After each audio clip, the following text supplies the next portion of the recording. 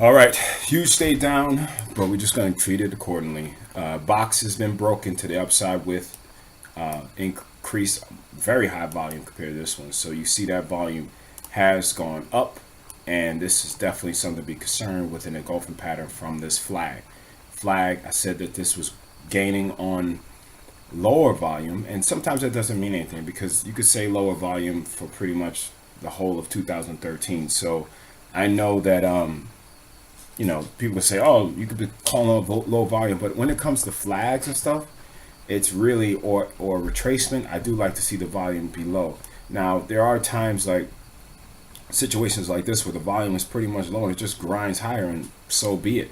But this is definitely something to be aware of, and we also got to make sure that we understand that we had the shooting star and it's following through and it's below the 10. I don't know how deep the retracement is going to be, but we just need to keep that in consideration that is now breaking below the box and below the 10 day. We got the QQQ. QQQ is now just from yesterday. So again, one day doesn't make you feel, but again, the lower volume bearish MACD, and this is a huge candle. 3% equates to approximately 500 points on the Dow, even though the Dow would get talked about so much more than the QQQ. But it only consists of 30 stocks.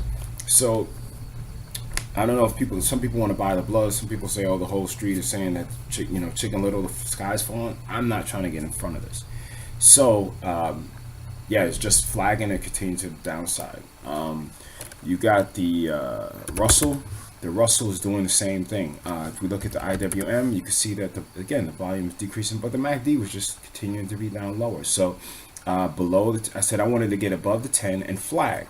That's because I don't know where exactly it was going to go, but you see it's breaking down. These lower highs are in place, and now it's broken below this previous pivot point. It got back above, but it went back to the downside. The Dow is actually in the middle of the box, but I actually would think you should look at the SPY more than you look at the Dow. Why? It's 500 stocks versus 30 stocks. So just keep that in mind, and it does have an engulfing pattern and lower highs in place as well. So these are things that you have to look at and say, okay, if it breaks below these, basically the low of this box, if you want to, let me see where I can find this. Yeah, so it gets the low of the box, it continues to the downside. The volume increased, the low was low volume, but increased as well. So this is something to see if the volume will increase to the downside as well. So if we're going to get some type of follow through.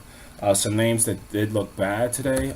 Tesla is now testing this. I'm actually going to look and really stalk this tomorrow for a short. You have Nike. Matter of fact, I'll look at Priceline.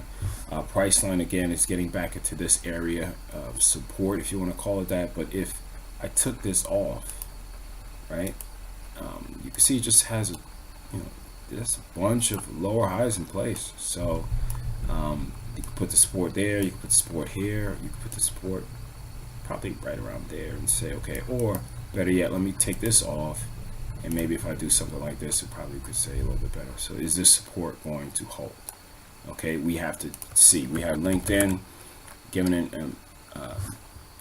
flag again, coming down. We'll see fall through tomorrow. You have Amazon got beat up today, closed down, and it can run. It could run. It breaks these lows. It can run. So just be very, very aware of that.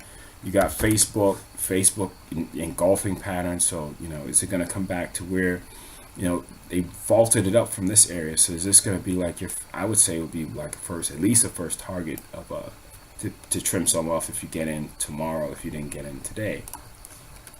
You got Solar City.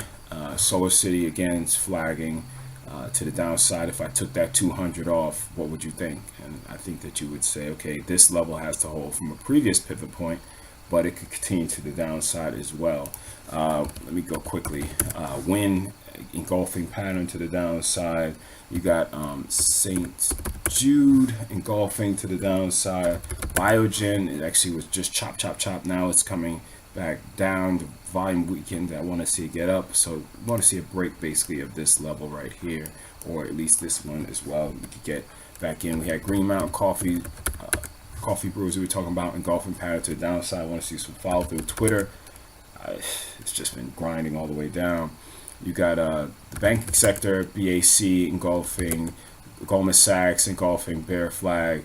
You got Wells Fargo engulfing to the downside. Citi, I think I had that one. You got Prudential engulfing. You got Morgan Stanley engulfing to the 2. Who else do we have here? I think we got WWE. Looks like broke below this congestion point, so that looks like it could be, we just want to follow through, but I don't see support on that one till like 14, 15. So that could be a great risk and reward if you keep things tight going into tomorrow.